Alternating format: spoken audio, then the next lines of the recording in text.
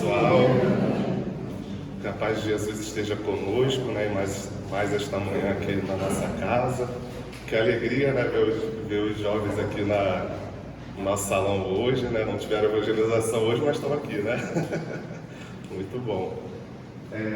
Bem, gente, o tema que, né, nos foi proposto nessa manhã é Bem-aventurados os humildes, né? Que é um tema que está lá no Evangelho segundo o Espiritismo, no capítulo 7, que tem como título, né, Bem-aventurados os pobres de espírito, né? Então, quando a gente estudar, né, ou ouvir por aí, bem-aventurados os humildes, bem-aventurados os pobres de espírito, quer dizer a mesma coisa, tá, gente? E até colocando aqui o primeiro slide, era uma coisa que eu tinha dúvida no início, né? Quando eu conheci o Espiritismo e a doutrina, eu ouvia, né? Bem-aventurados os pobres de espírito, como sendo algo bom, né? Uma bem-aventurança é algo bom, representa alegria, felicidade. Mas eu pensava assim, nossa, bem-aventurados os pobres de espírito, porque na minha ideia, na minha mente, isso há 10 anos atrás, né, seria alguém que talvez tivesse uma espiritualidade baixa, né, pobres de espírito, na minha cabeça, teria que ser rico de espírito, não pobre de espírito. Mas na realidade, pobres de espírito quer dizer justamente o oposto, né? É aquela pessoa que é humilde e que é simples de coração. Não tem nada a ver com uma pessoa que seja desprovida de inteligência ou que tem, assim, a espiritualidade pouco trabalhada, né? É justamente o oposto disso. São pessoas que são humildes e simples de coração, né? Então, por isso que Jesus traz para a gente essa fala, essa passagem que está lá em Mateus, no capítulo 5, versículo 3. Bem-aventurados os pobres de espírito, porque deles é o reino dos céus. E aí eu coloquei aquela imagem ali que simboliza bem, assim, para a gente essa questão da humildade, né? Quando Jesus lavava, né, os pés dos seus discípulos, né? E costumava fazer isso, né? Não era algo pontual, não. Então, com toda certeza, com a sua vinda aqui ao nosso orbe, nessa encarnação, ele veio mostrar, né, todas essas lições para a gente de amor e de humildade e de simplicidade também, né? E quando a gente se volta para esse tema, né, bem-aventurados os humildes, que é o oposto do orgulho, nós paramos para pensar e deduzimos, né, que todos nós somos orgulhosos em algum nível.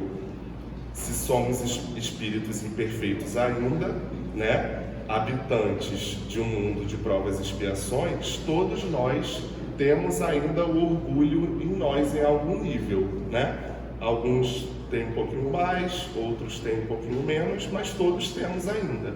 E é um vício moral, né? Não é uma virtude e que cabe a nós, pouco a pouco, desfazê-la, né? E aí, as pessoas que são, assim, geralmente muito gananciosas, né? Ávidas pelo poder, pelo dinheiro, pela riqueza, pela fortuna, geralmente essas pessoas, elas têm, assim, uma grande dificuldade de aceitar, de respeitar, de compreender algo ou alguém que esteja acima delas. Mas esse acima delas não é acima a nível material, a nível moral, certo? E como exemplo, para ilustrar essa situação assim de uma forma mais clara, a gente traz novamente Jesus e assim a configuração da época que ele vivia, né? Jesus, como a gente sabe, viveu numa época aqui, nessa sua última encarnação aqui na Terra, em que homens poderosos, né, da época governavam e detinham lá o poder, né, social, o poder político, o poder econômico também da época ali daquele povo, não é isso? E aí, quando eles perceberam, né, esses homens poderosos, que havia ali um homem, que no caso é Jesus, né, que estava conseguindo angariar multidões, povos, seguidores, discípulos, por conta da sua boa nova, né, do seu evangelho, das suas palavras de consolo, de carinho, de luz, eles se sentiram ameaçados, né? Porque o pensamento que chegava até eles era: opa, peraí, tem um homem então rondando por aí mais poderoso do que nós? Ainda mais porque Jesus realizava os ditos milagres, né? As ditas curas de cegos, leprosos, obsidiados, as mais variadas enfermidades que existem, né? Físicas ou espirituais, que hoje a gente entende e sabe que não é nada miraculoso, não é isso? Não é nada fantástico. Existe uma comprovação científica para as curas que Jesus realizava. E esses homens da época, esses que detinham o poder, não tinham com certeza condições de realizar as curas que Jesus realizou. Então, a presença de Jesus ali para eles representava com toda certeza uma ameaça, né? Então, a gente vê desde aí essa dualidade, esse conflito, essa briga, né, vamos dizer, entre humildade, representada por Jesus, né, enfim, não só por ele, na verdade, por todos que são simples e humildes de coração, né, contra o orgulho, a ganância, o poder, a ambição, né?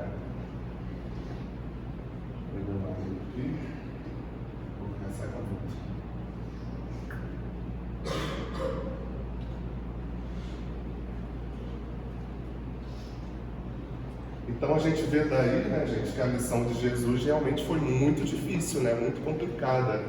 Imaginem, acho que somente ele realmente teria, né, essas condições, esse poder, né, de mudar todo o panorama, né, toda a configuração social que existia na época, que ainda hoje existe de alguma forma. Afinal, o orgulho ainda está dentro de nós em algum nível.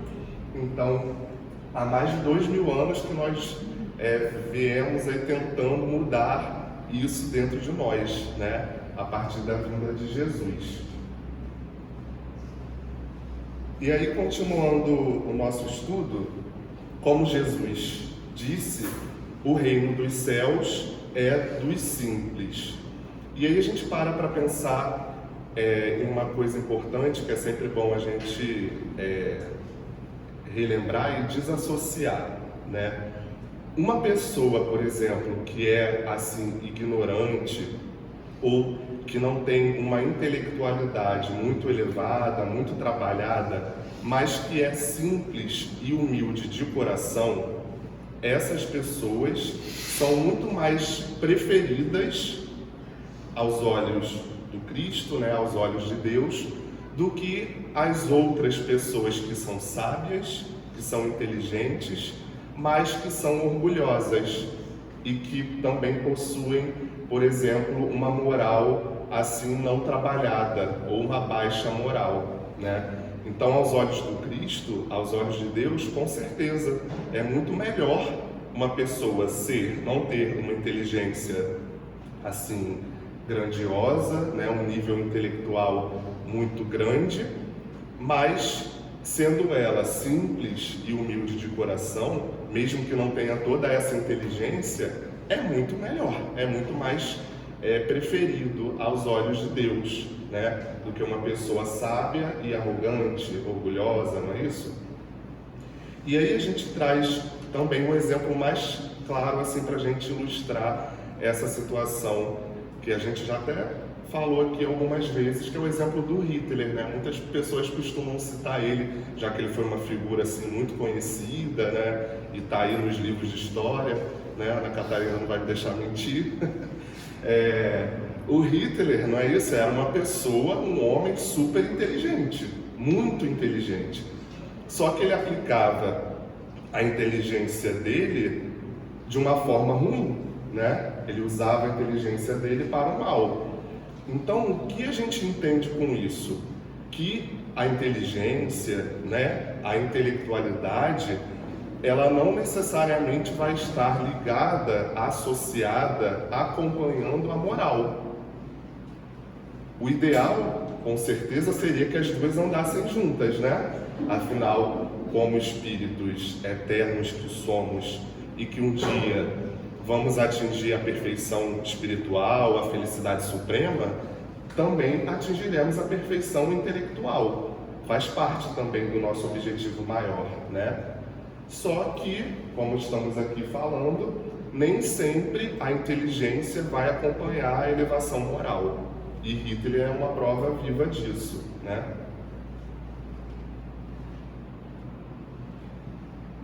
Bom, seguindo então o nosso estudo, a gente tem lá no Evangelho também, nesse mesmo capítulo, uma outra passagem que Jesus vai falar sobre as crianças, vai trazer, né, as crianças como exemplo para nós. Eu coloquei até aquela imagem ali dele com as crianças, né, muito bonita, né? Traz uma sensação realmente de simplicidade, né, de paz. Vamos ver o que Jesus falou ali. Nesse mesmo tempo, os discípulos se aproximaram de Jesus e lhe disseram: quem é o maior no reino dos céus? Jesus, tendo chamado uma criança, colocou-a no meio deles e lhes disse: eu vos digo em verdade que se vós não vos converterdes e se não vos tornardes como crianças, não entrareis no reino dos céus. Todo aquele, pois, que se humilhar e se tornar pequeno como esta criança, será o maior no reino dos céus. E todo aquele que recebe em meu nome uma criança, tal como acabo de dizer, é a mim que recebe. Mateus capítulo 18, versículos 1 a 5. Então, por que Jesus, né, toma como exemplo uma criança para dizer, né, que se não nos convertermos, né, e não nos tornarmos como crianças, não entraremos no reino dos céus?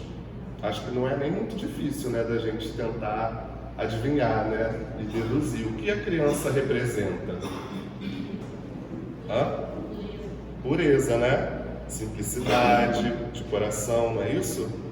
Então, por isso Jesus traz para nós esse exemplo da criança, porque a criança é simples de coração e, como Jesus está nos mostrando, todo aquele que é simples de coração e humilde, esse terá o reino dos céus.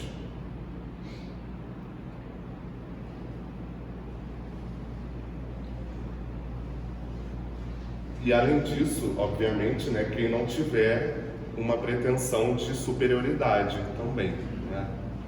E aí, continuando, gente, esse mesmo pensamento, ele também vai aparecer nessas duas máximas aqui seguintes.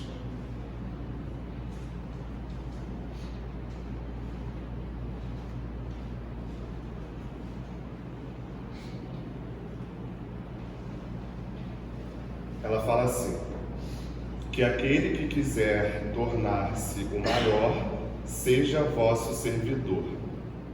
Vou até ler de novo, é pequenininho. Que aquele que quiser tornar-se o maior, seja vosso servidor. Essa passagem, gente, ela é maior, tá? Eu só cortei e trouxe ali o que pra gente interessaria mais, vamos dizer assim. Mas a passagem completa está lá em Mateus, capítulo 20, versículos 20 a 28. Então, o que Jesus quis dizer, né, para a gente com essa passagem aí? Que aquele que quiser tornar-se o maior, seja vosso servidor. Ele está trazendo para a gente a importância do quê? A palavra-chave ali é servidor. A importância de servir, né? A importância do trabalho no bem, da caridade, da tarefa. Caridade, que é o amor em movimento. Gosto sempre de falar isso, porque caridade representa ação, representa movimento, atitude, não inércia, né? Então, Jesus vem trazer para a gente o trabalho no bem como fator, como algo que vai também nos auxiliar a termos o reino dos céus. Além da humildade e da simplicidade de coração, o trabalho no bem também. E aí eu coloquei ali uma imagem também da Sheila, que eu tenho essa frase dela assim muito como um mantra para mim, que eu realmente assim lembro dela todos os dias nas minhas orações e que para mim funciona muito, e que ela traz essa referência, essa importância do trabalho no bem que Jesus diz nessa passagem. A Sheila, que é a nossa enfermeira querida, né? Ela diz assim: confia em Deus e age no bem. Isso faz parte de algum livrinho dela, né? Desses livrinhos de página que a gente tem, né? Eu não lembro agora qual é o nome, mas ela diz assim: confia em Deus e age no bem, porque Deus sabe o que se passa contigo, e a ação no bem será sempre a garantia da conquista da paz imperecível. Então olha que imagem linda. Eu ontem, montando os slides, eu coloquei lá no Google para pesquisar, achei justamente uma imagem, não fui eu que fiz, tá, gente, essa imagem aí, a Sheila junto com Jesus ali. Não sei se vocês estão reparando ali no fundo, né? Jesus aqui e a Sheila lá. Então a Sheila trazendo também, né, para a gente nessa mensagem a importância do trabalho no bem. E ela coloca ali, ação no bem. A ação é movimento, é atitude, né? Como primordial, olha o que ela fala ali, garantia de conquista da paz imperecível, que não perece, que não morre, que não estraga, que não acaba, né? Então, o trabalho no bem como condição para a nossa paz. Isso a gente não pode nem mais achar que é fora disso, né? Tá ali Sheila e Jesus, né? Mostrando para a gente o caminho, né?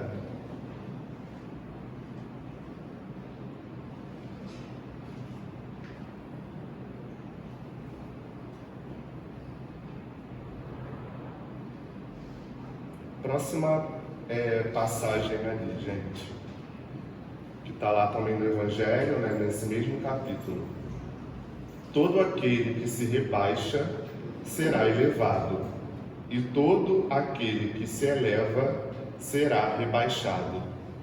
A princípio, a gente lendo assim de primeira pode ficar meio confuso, né? Todo aquele que se rebaixa vai ser elevado, e todo aquele que se eleva vai ser rebaixado. Que história é essa, né? A mesma coisa.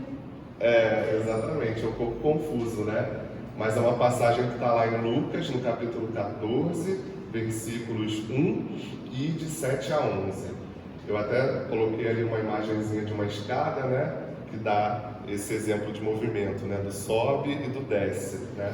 Então, vamos entender melhor, né, isso que Jesus quis dizer? O que será que ele quis dizer? Que ora, quem se rebaixa vai ser elevado e que quem se eleva vai ser rebaixado, né? Na verdade, o que ele quer dizer para a gente, trazer, é que todo aquele que é virtuoso, né, que possui boas virtudes, e aí a gente está falando hoje de humildade, né, que é o oposto do orgulho, terá, né, o reino dos céus, ou seja, terá uma condição, não é isso? Boa, salutar no plano espiritual, e até também uma encarnação posterior, mais feliz, mais leve, menos penosa, não é? Ao passo que, ao contrário, aqueles que possuem somente os olhos voltados para as questões materiais, como a gente está falando aqui, né? Do poder, da riqueza, da fortuna, dos títulos, dos cargos, esses que estão com os olhos voltados só para essas questões, muito provavelmente, né, ao desencarnarem, encontrarão assim zonas espirituais rebaixadas. O que isso quer dizer, né? Que não tem uma moral elevada, não é isso? Zonas espirituais difíceis, complicadas, e até também uma encarnação posterior com escassez desses bens materiais, não é isso? Porque anteriormente o que dominou esses irmãos, essas pessoas, foi justamente o orgulho, o poder, a ambição, a fortuna, a riqueza. Então, se teve esse excesso, não é? Depois, com certeza, terá a escassez, né? Então, é um ponto importante também para a gente ter em mente, né? Tudo que é um excesso ou que representa um excesso mostra para a gente um sinal de desequilíbrio, né? Então, é um ponto de atenção para todos nós.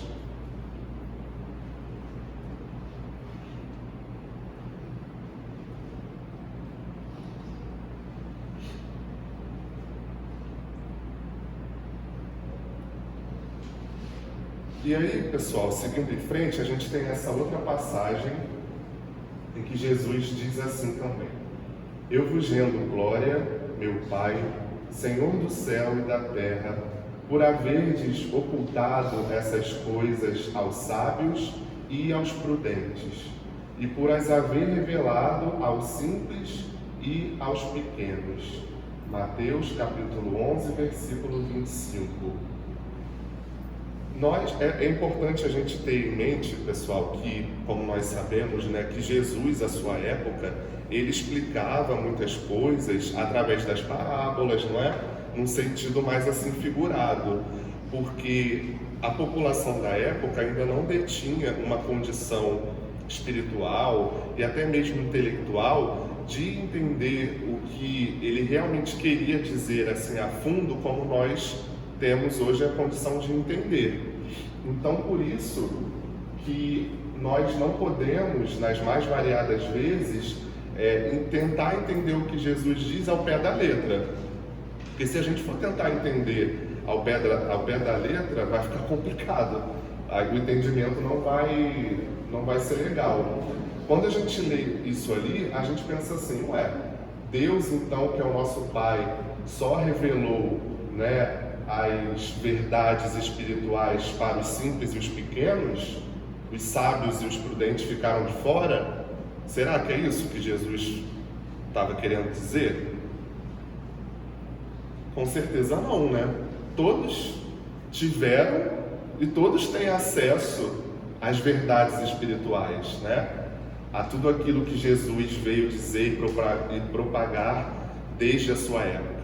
Tanto os simples, tanto os humildes, quanto os sábios, os prudentes, os orgulhosos, todos, tanto lá quanto hoje, têm acesso às mesmas informações, às mesmas verdades.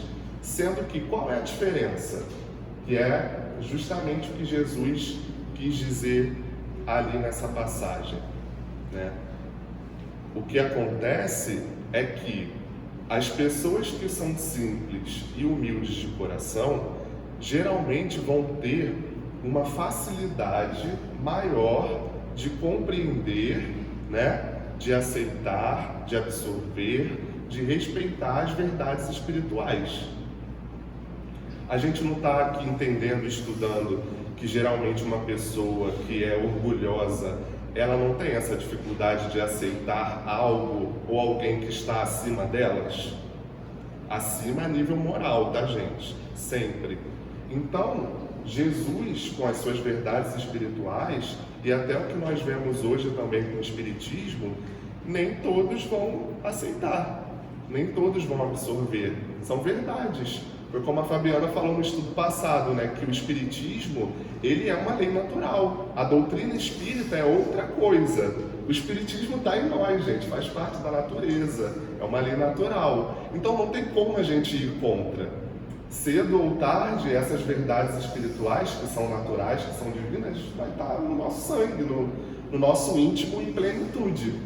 A gente sendo espírita ou não, né, vamos dizer assim, para ficar mais claro o entendimento.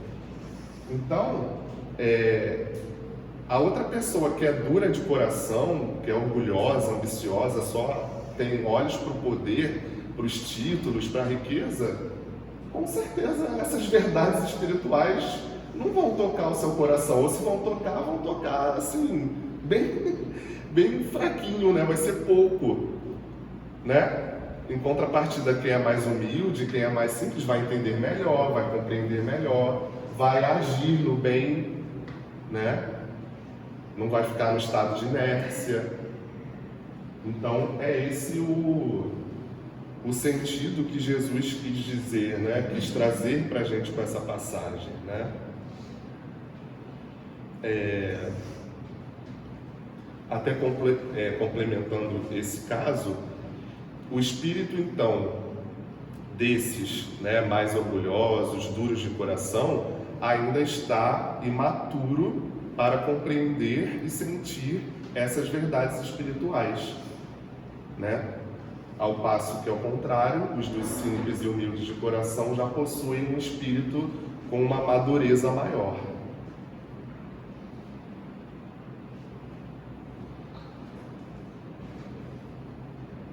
Então, a loja deve ter um pouquinho atrasada. Acho que você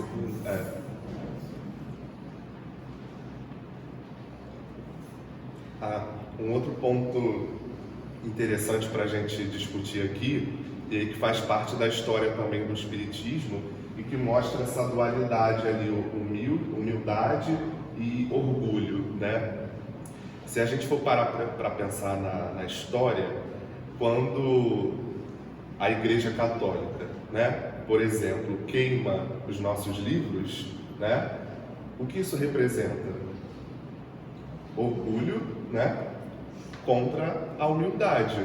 Ou seja, a Igreja Católica, na época, como preponderantes, tanto do poder religioso quanto social, político até também, né, queimam os livros espíritas porque tinham medo, não queriam aceitar, não queriam respeitar algo que estava acima. Então, a gente vê aí, né, o retrato disso, do orgulho contra a humildade, né? E trazendo isso também dos espíritos desencarnados com relação a nós. Isso também acontece. Por exemplo, uma pessoa, como nós estamos falando aqui hoje, né, que é simples e humilde de coração, os espíritos bondosos, amigos, protetores, vão ter muito mais condições de acessar e de assistir essa pessoa do que aquela outra que é dura de coração, que é orgulhosa, que é egoísta, que é gananciosa. Esse outro tipo de personalidade, né, vamos dizer assim, de jeito, se é uma pessoa, porque como nós estamos falando aqui, todos temos isso, tá, gente? Ninguém está falando que aqui somos anjos, nada disso não. Todos nós temos orgulho, ganância, ambição, todos temos isso, só que em níveis diferentes, né? E o nosso objetivo aqui é ir cortando esse orgulho e crescendo a humildade. Então, uma pessoa que ela só tem olhos ali para a riqueza, para todas essas questões materiais, né, e é dura de coração e tudo mais, ela vai estar abrindo um campo muito maior para os espíritos mal intencionados, não é isso? Para os espíritos enganadores, zombeteiros, enquanto a outra que é mais humilde, com toda certeza vai ter condições muito maiores de assimilar as sugestões, as inspirações dos espíritos benevolentes, né? Então isso acontece também no mundo espiritual para conosco, né? Então é para a gente também que estamos aqui encarnados hoje um ponto de atenção, né? Para a gente refletir. Será que no meu dia a dia eu estou sendo mais humilde? Eu estou me esforçando pelo menos para ser mais humilde? Ou eu estou mantendo aquela minha arrogância, meu egoísmo, o meu orgulho? Isso é algo, né, para cada um de nós que estamos aqui hoje refletir como é que está essa balança aí, né?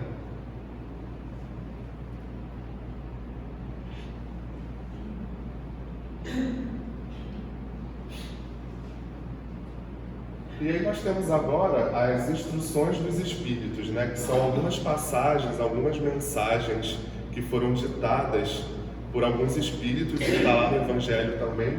Acredito eu que foram a maioria lá na França mesmo. Esse primeiro Espírito vai dizer assim: todos os homens são iguais na balança divina, e só as virtudes os distinguem aos olhos de Deus. Todos os espíritos são de uma mesma essência, e todos os corpos são modelados com igual massa. Vossos títulos e vossos nomes não os mudam em nada, ficam no túmulo, e não são eles que dão a felicidade prometida aos eleitos.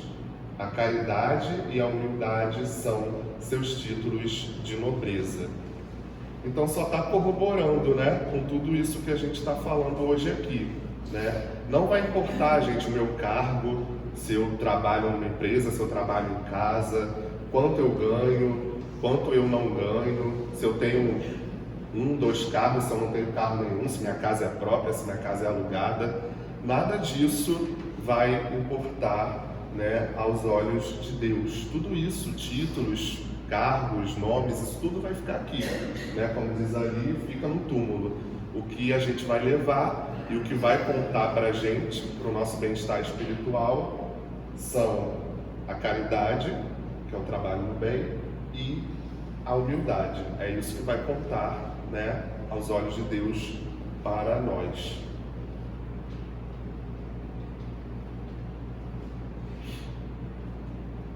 Aí a continuação, né? Suportar com coragem as humilhações dos homens é ser humilde e reconhecer que só Deus é grande e poderoso. Sede generosos e caridosos sem ostentação, quer dizer, fazer o bem com humildade. Isso é importante, hein, gente, porque tem gente que faz o bem ou quer fazer o bem no intuito de aparecer, de mostrar, olha, estou fazendo isso aqui, olha. Mas Deus, que sabe de tudo e que tudo vê, vai saber, né? Se lá dentro, no íntimo, no coração daquela pessoa, ela só está realmente fazendo bem para se mostrar, para se, enfim, vangloriar. Deus sabe de tudo, né? Sabe o que existe no nosso íntimo. Então, que cada um destrua pouco a pouco os altares erguidos ao orgulho. Numa palavra, sede verdadeiros cristãos e tereis o reino da verdade. O espírito que ditou essa mensagem foi a Constantina Lacordaire. Não sei se é assim a pronúncia, acho que é francês, né? 1863. Então, com essa passagem ali, né? O que a gente entende, né? Suportar com coragem as humilhações. Gente, todos nós, em algum momento das nossas vidas, vamos ser assim humilhados de algum jeito, e por vezes nós também vamos provocar essas humilhações, né? O que a gente não pode fazer é querer devolver na mesma moeda, pagar, fazer justiça com as próprias mãos. Vamos deixar a justiça para Deus, né? Deus que é sábio, que é perfeito, que tem as suas leis divinas, Ele vai conduzir aí esse processo todo de reparação, né? Vamos deixar para Ele fazer a justiça, né? E não a gente se comprometer mais do que mais do que os nossos compromissos, né? Mais do que a gente já tem.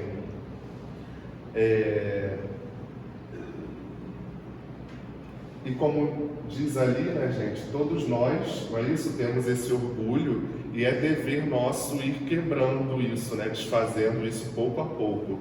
A gente já está tendo acesso, né, a essa informação, então mais é cobrado aquele que sabe. Então, se a gente sabe que a gente tem que se desvencilhar desse orgulho, claro que não é algo fácil, é um trabalho realmente diário, né? De vigilância, ali de perseverança, mas a gente precisa agir isso aí, né? Afinal, a gente está aqui encarnado e isso representa para a gente oportunidade de melhora. Então, não vamos desperdiçar isso, né? Se a gente quer, ao desencarnar, habitar zonas espirituais salutares, né? E termos uma existência seguinte, encarnatória, mais leve, mais feliz, menos penosa, né?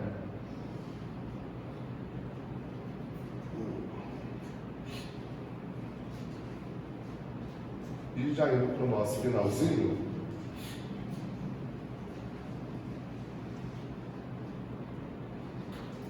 a gente tem essa mensagem também de um outro espírito, Adolfo, esse não tem sobrenome francês, dá para falar legal. Ele fala assim: não podeis ser felizes sem benevolência mútua. E como a benevolência pode existir com o orgulho? O orgulho, eis a fonte de todos os vossos males. Dedicai-vos, pois, a destruí-lo, se não quiserdes perpetuar suas funestas consequências. Um só meio se vos oferece para isso, mas este meio é infalível: tomar por regra invariável de vossa conduta a lei do Cristo. Quando a consideração que se concede às pessoas é medida pelo peso do ouro que possuem ou pelo nome que ostentam, que interesse podem elas ter de se corrigirem de seus defeitos, né? Olha que interessante. Uma pessoa que a gente sabe que aqui na Terra hoje em dia é assim, né? Que uma pessoa que é rica, que é milionária, que é famosa, ou às vezes nem é famosa, mas que tem nome, tem um sobrenome conhecido, que tem lá a fortuna, o cargo, geralmente essas pessoas são consideradas. É o que está dizendo ali. E em oposto, aquela pessoa que não é conhecida, que é totalmente anônima, mas que é super simples de coração e humilde, e que aos olhos de Deus, né, tem ali as virtudes necessárias para alcançar o bem, passos melhores, ela não é tão considerada assim, né, aos olhos aqui da matéria, aos olhos terrenos. Então olha o que a gente vive, né, é completamente o oposto. Quem tem que ser valorizado e considerado são os simples, né? São as pessoas simples de coração e os humildes, não quem tem nome. Por vezes essas pessoas todas famosas e que têm dinheiro, que tem tantos seguidores no Instagram, não sei o quê, às vezes tem a moral lá embaixo, nada trabalhada, nem se esforça para isso, porque é aquilo ali, ó. Como se essas pessoas que são consideradas pelo peso do ouro que possuem, qual interesse elas vão ter de corrigirem seus defeitos? Se para elas está tudo bem. Ah, vou ser preso aqui, vou pagar uma fiança de tanto, está tudo certo, posso fazer o que eu quero. Vive uma vida sem freio, né? Posso fazer o que eu quero, mais ou menos assim, né? Nada está acima de mim. O meu dinheiro eu posso fazer o que eu quero. Então, olha essa dualidade, né? É o oposto total da moral, do que a gente tem que fazer, do que é proposto pelo Cristo, pelos espíritos amigos, né? Então, aos olhos da matéria, aqui hoje ainda no planeta Terra, no nível espiritual nosso, como ainda um mundo de provas e expiações, a gente vê isso ali toda hora, né? É considerado quem tem poder, quem tem dinheiro, quem tem nome, né? Mas, para nos consolar, aos olhos de Deus, é isso que vai ter importância? Não, né? Para a gente angariar dias melhores aqui mesmo na Terra, nessa encarnação atual, no plano espiritual, quando desencarnarmos, né? E numa próxima existência encarnatória também, a gente precisa se desvencilhar de todas essas questões que ainda nos rodeiam, que estão dentro de nós e que nos afastam do bem, enfim, de um estado espiritual melhor, né? Mais saudável. Então, como os espíritos vão dizer, que a gente consiga se desvencilhar desse orgulho, mas, gente, aqui é um ponto assim primordial.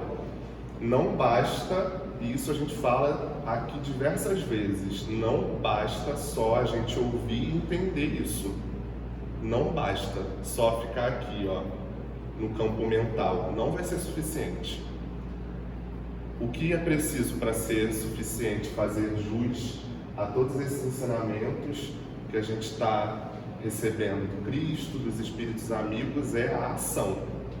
Além de estar no campo da mente, a reflexão, precisa partir para a vontade e da vontade partir para a ação.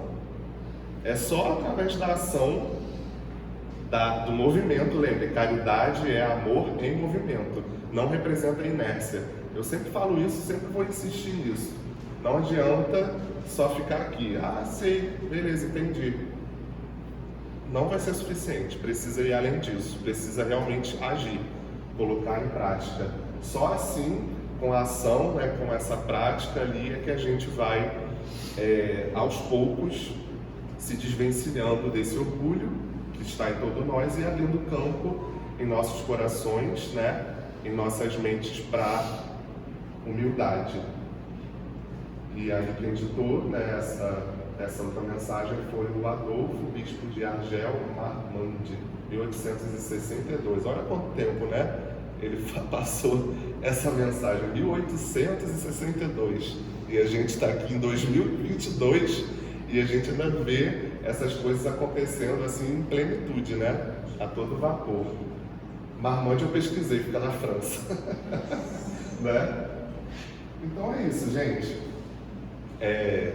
Como eu falei, né, que essas reflexões de hoje não fiquem só a nível mental, é preciso, gente, a gente pôr em prática.